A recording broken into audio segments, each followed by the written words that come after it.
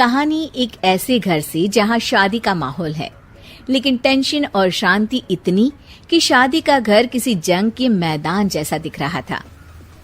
अरे जैसा मर्जी डेकोरेशन कर दो, पैसों की चिंता मत करो।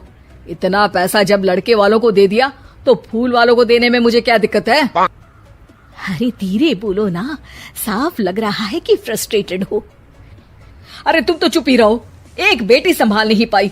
सारा दिन मैं काम पर जाता था, सोचता था घर पर बच्चों को अच्छे से संस्कार मिल रहे होंगे, लेकिन नहीं, मैडम को तो अपनी किटी और फैशन से फुर्सत मिले तब ना।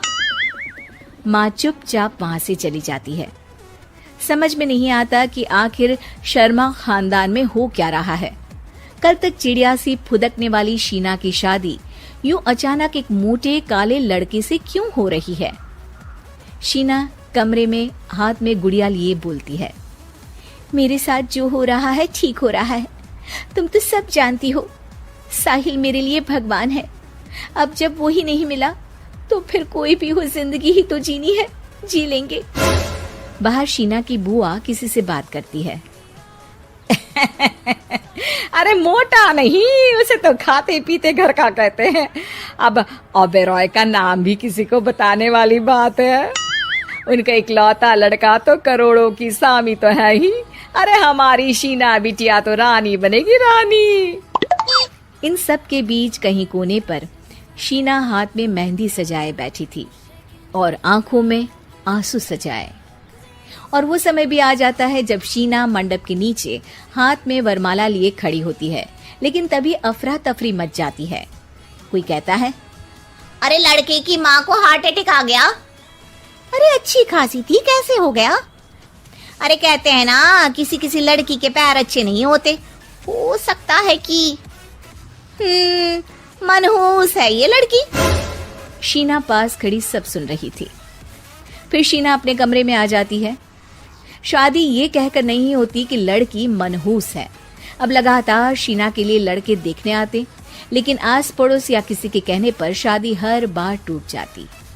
लेकिन एक दिन, अंकल, मैं काफी दिनों से आपसे मिलने की कोशिश कर रहा था, लेकिन हिम्मत नहीं हो पा रही थी। अरे बेटा, हिम्मत तो हमारी टूटी पड़ी है। वैसे कौन हो तुम? अब मेरा नाम साहिल है अंकल। मैं शीना से प्यार करता हूँ और उसी से शादी करना चाहता हूँ। अरे अब तो किस जात के हो ये भी मायने नहीं रखता। बेटा, मेरी बेटी मनहूस है, ये सब कहते हैं कि इसीलिए उसकी शादी नहीं हो पा रही। अगर तुम शादी करने को तैयार हो तो ठीक है। शीना की शादी साहिल से हो जाती है। अगले दिन साहिल की माँ का देहांत हो जाता है और एक बार फिर लोग शीना को अपशकुनी कहने लगते हैं। अरे खा गई दीदी को ये। अरे क्या जरूरत थी साहिल किसी मनहूस को घर लाने की? पर बुआ, माँ की तो तबीयत पिछले कई साल से खराब थी। डॉक्टर्स ने जवाब दे दिया था। क्या पता ये भी उनका सौभाग्य हो कि वो बहू का मुंह देख पाई। अरे बहू का मुंह देख पाई, या ये कह लो कि बहू का मुंह देखते ही स्वर्ग लोक सिधार गई। खैर, हमें क्या, घर तुम्हारा है, हम तो चले। अब शीना को खुद पर ही शक होने लगता है कि कहीं सच में वो अपशकुनी तो नहीं। साहिल, हम दोनों की शादी नहीं हुई होती तो अच्छा था। देखो ना, कैसे पहले मेरी शादी टूटती थी और अब तुम्हारी माँ भी। अरे ऐसा कुछ नहीं होता शीना, अपशकुनी वगैरह कुछ नहीं होता। ये सब तो ईश्वर के खेल हैं। वो शादी तुम्हारी इसलिए टूट गई क्योंकि तुमको मेरी पत्नी बनाना था, और माँ का जाना तो तय था। वो काफी बुजुर्ग थी, साथ ही एक ऐसी बीमारी से जूझ रही थी जिसमें डॉक्टर्स भी उन्हें नहीं बचा पाते। शीना साहिल की बात सुनकर तसल्ली कर लेती है और वहां से चली जाती है। अगले दिन, शीना, अरे ओ शीना। क्या हुआ? उफ, कहीं फिर मेरी वजह से कोई नुकसान?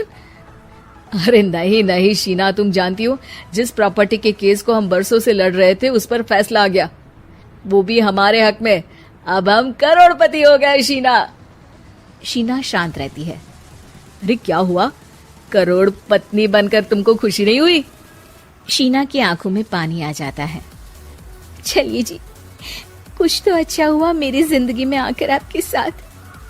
साहिल शीना को गले लगाकर कहता है, मेरी नई नौकरी भी तुम्हारे ही आने से लगी। ये प्रॉपर्टी का केस जीता। सब कुछ तो तुम्हारे आने के बाद ही हुआ, फिर तुम मनहूस कैसे? ये सुनकर शीना खुश हो जाती है।